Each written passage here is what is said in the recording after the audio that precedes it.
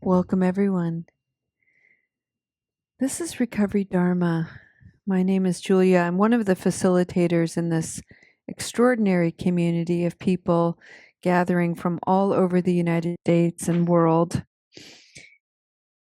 And I'd like to set the intention for our practice today with a very simple sentiment of metta. Metta is loving kindness, and I have painted these little cards, and many of you artists out there send me paintings on art paper and such, and most of you know that I will cut them up into small pieces so I can write sentiments of loving kindness on the back. This one reads, "May your kindness extend beyond imagination.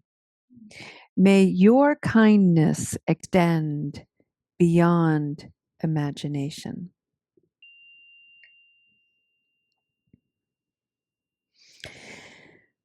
Friends, on Wednesdays in the Spokane Sangha, we have been exploring Zen masters. We have read Zen Mind, Beginner Mind. We've read some work by Thich Nhat Hanh. We spent a couple of years, almost 3, I think, studying the work of Roshi Joan Halifax and her incredible book called Standing at the Edge. And then we pivoted slightly, and we're now studying Shantideva, an 8th century monk whose work, very famous work, A Guide to the Bodhisattva's Way of Life, has been translated a number of times. And this particular work reads like a very long poem with all kinds of verses, several chapters, and so on. We've been studying chapter 7, and the title of that chapter is called Relying on Effort. And there's all kinds of reflections on what it is to have wise effort, which is one of the aspects of the Noble Eightfold Path. And wouldn't you know, I had a distracted effort this morning, so I forgot my book. Isn't that fascinating? Would you look at that? Oh, well, and we're all going to be okay. We're all still going to be able to practice, even though I forgot my book and I was distracted. And maybe you want to know what was distracting me. And I'll tell you. What was distracting me was this slightly inflated sense of pride that I was entertaining, which is I did something challenging yesterday. I did something hard yesterday, and that was I went snowshoeing for the first time. And so I was a wee bit sore. I was a wee bit distracted, just marveling at that accomplishment. And lo and behold, I forgot my book. Oh, well, moving on. We have friends that just popped into Soul Center, and I want to remind everyone who's here that when you arrive is perfect.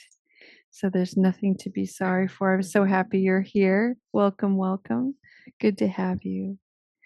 So that we don't have the book is no big deal. So we'll shake it off. And because we're still going to explore what it means to cultivate effort. And I have with me something that I carry in my book all the time, which is the famous dedication by Shantideva, this 8th century man. So just think about that. This guy lived hundreds and hundreds and hundreds and hundreds of years ago. He was studying at a university in India. And there was the world's only university for Buddhism.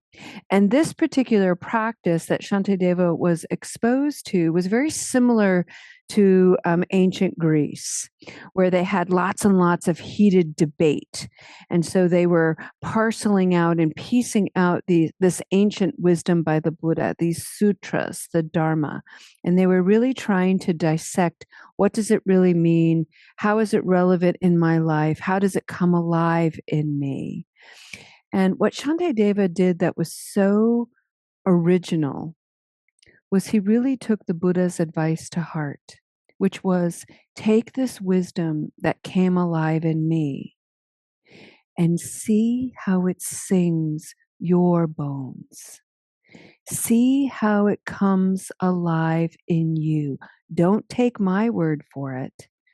Make it yours. So Shantideva did just that. And he talked about it and he wrote about it. And what's really extraordinary to me is we're still talking about it to this day, all these years later, all these centuries later. So, to prepare ourselves to hear this ancient wisdom and to really get ourselves open to receive how it may come alive in us, let's prepare the mind and the body to receive it. And for this practice, I really want to encourage a posture in the body that feels totally at ease. In the sanctuary at Soul Center, we have some wonderful practitioners that are leading this practice and they've already lied down. So I would encourage anyone who feels the call to lie down to please do so. Get nice and comfortable, tuck in, and really allow your body to be held. And if you're lying down on your back, bring your attention to the back of your body.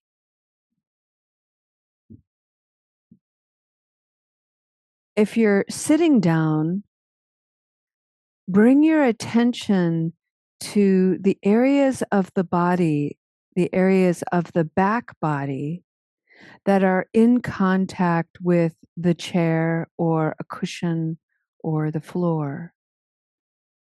You know, the back of our body, because we can't see it, we often ignore it. I often ignore my back body. The backs of my knees, I can't really feel them. It's only when I touch them with my hand or I bend my knees, but I'm not really aware of my back body because it's out of sight and therefore out of mind. So, to prepare the body, bring your attention in a concentrated way to the back of the body and just notice how you're being held. And maybe invite some activation in your imagination and allow your body to be held by all kinds of loving hands. Because, in fact, that's actually what's going on. You may not have thought about this before, but if you're on a couch or a bed, all of that bedding, all of that fabric, all of that construction was created by human hands.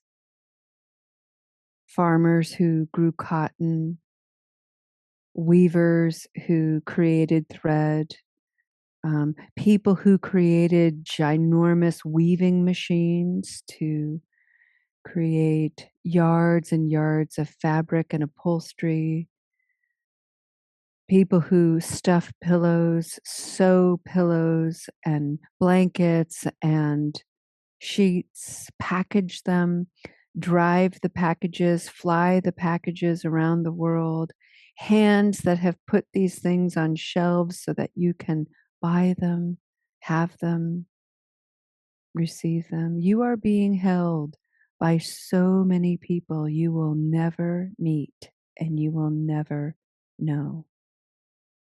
And every single one of those people has the extraordinary capacity to love and to be kind.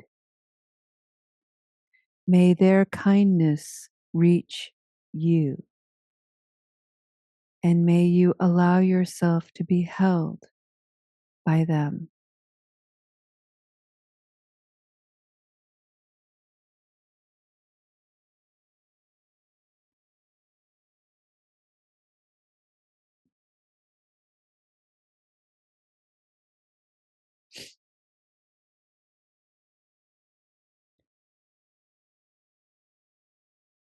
Take a moment to bring your attention to the way your body is breathing.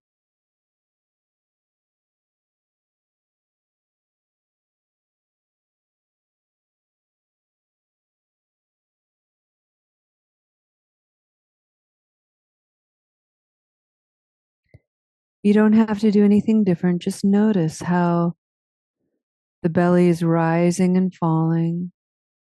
See if you can sense air entering and exiting the nostrils.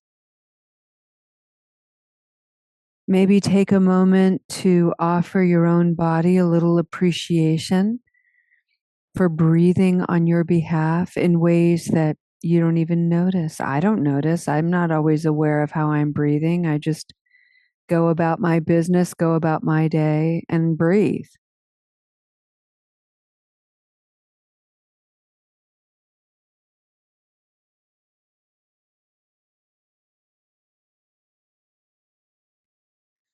For several weeks, we've been exploring relying on effort. Effort, wise effort, is one of the aspects of the Noble Eightfold Path. And the Noble Eightfold Path is a foundational principle in Buddhism. It is a way of cultivating awareness. It is a way of maturing the mind and the heart, all with the intention to reduce the misery that we experience in our lives. This wisdom that I'm about to read to you is from Shantideva. All the joy the world contains has come through wishing happiness for others. All the misery the world contains has come through wanting pleasure for oneself.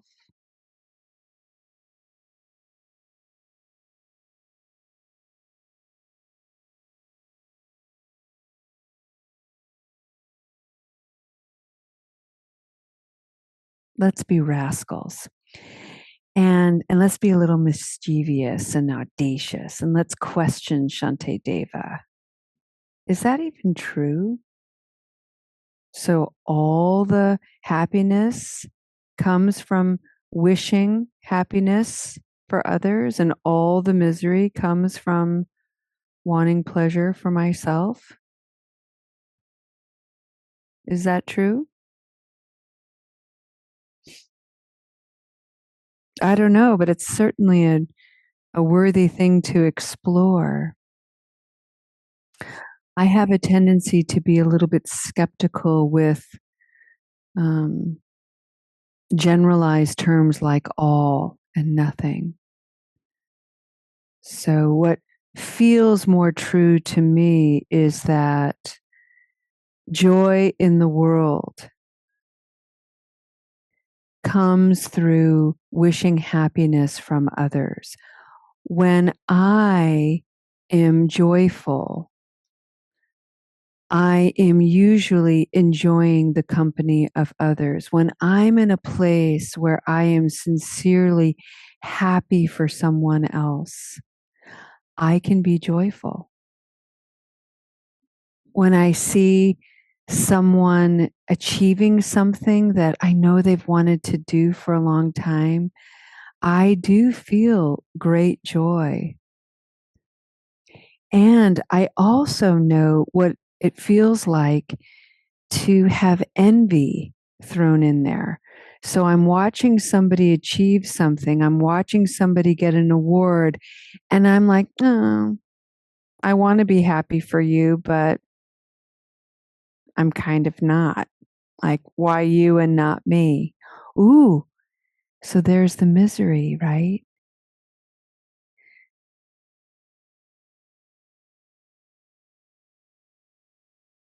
The misery of the world comes from wanting pleasure for myself.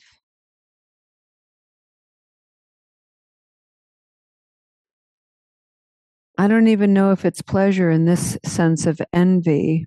Maybe it is. Maybe it's my story of the goodness that comes from getting an award. They got an award. They look so happy. I want one for myself. And now I can't be happy for this other person. And I've created a whole bunch of misery for myself. I don't know if you've ever experienced that, but that's definitely real for me. So the joy in the world comes from cultivating happiness for others. The misery in the world comes from seeking pleasure for myself or what I think will bring me pleasure. Happiness comes from being joyful for others. Misery comes from focusing only on myself. That feels like a truth for me.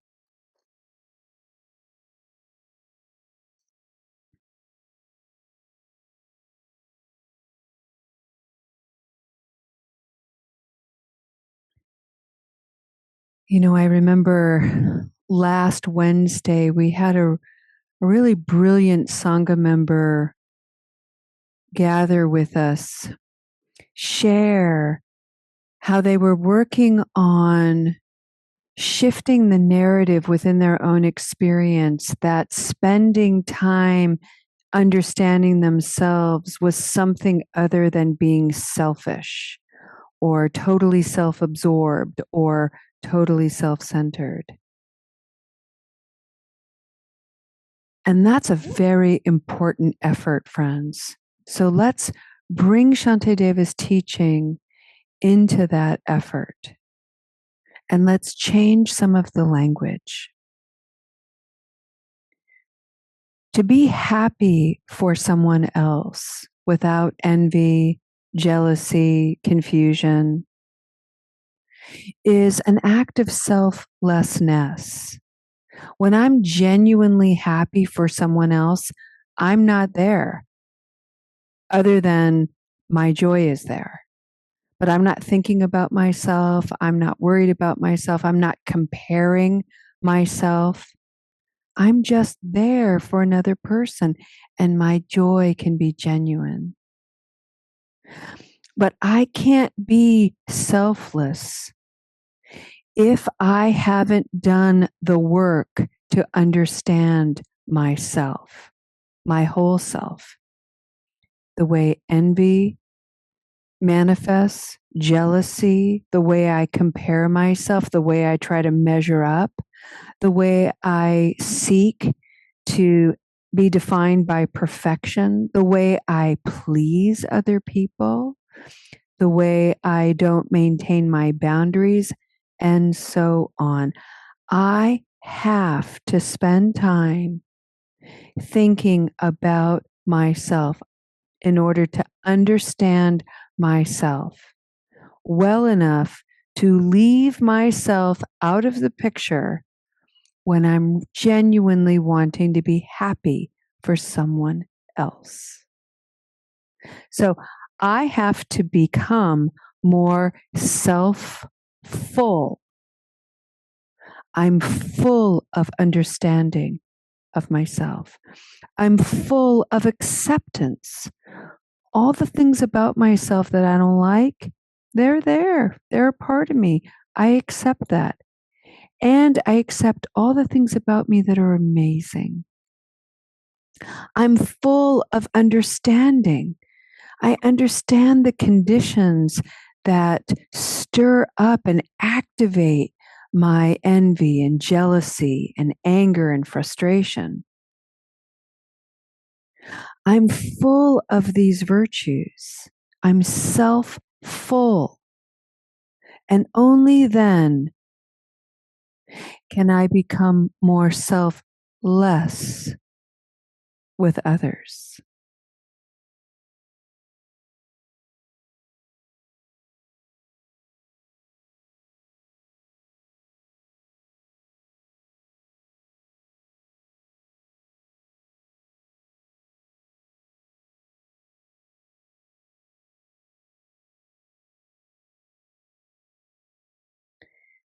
Shantideva says the misery of the world is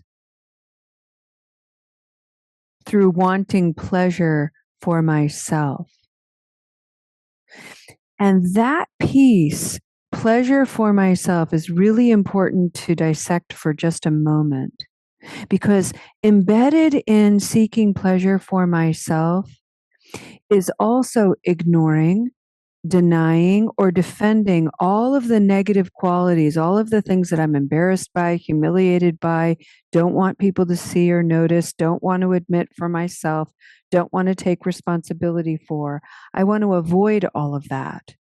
And I want to seek only the things that make me feel good.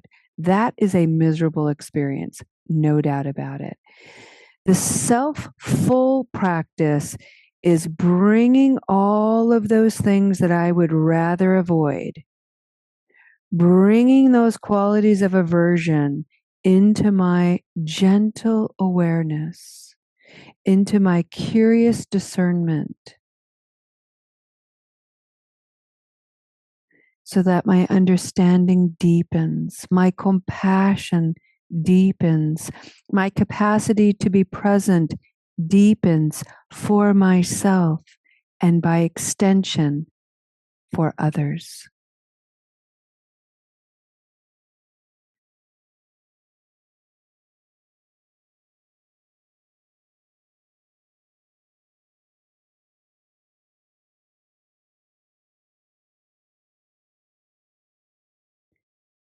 Shantideva is famous for this dedication.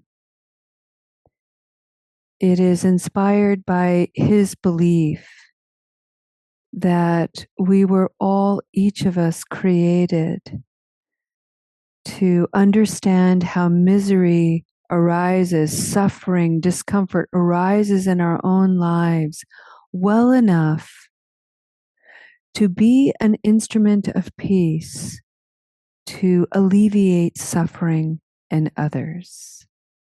So I'd like to end our practice today with his dedication.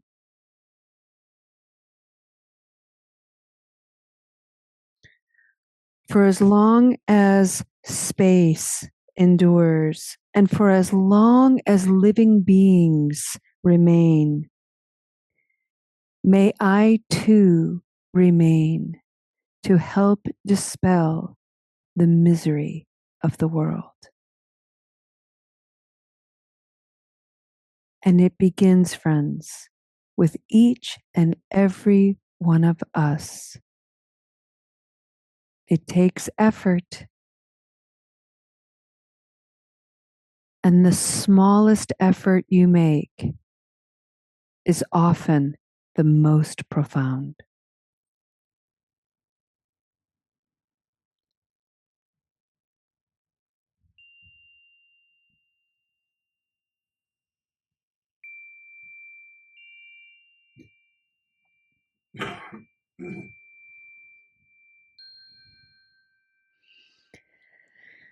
Head and end our practice today with a dedication of merit. I'd like to bring forward as a dedication our sentiment of metta, loving kindness, which was, may your kindness extend beyond imagination. And part of the thing that I want you to imagine, that I encourage you to imagine, and this comes from the Satyaseva practice, is that if not for your ancestors, you would not be. And so there's something about looking beyond, and looking beyond your great grandparents and your great great and your great great great great great and so on and so forth. Just keep going back until you can't trail it, you can't track it. That's going beyond the imagination. And just think for a moment, just contemplate for a moment that any amount of healing that you are doing for yourself, you're amending the soil for your own growth, but it's not just for you alone. What you do by way of healing heals the legacy of your entire ancestry. And it also puts healing forward in the future yet to unfurl.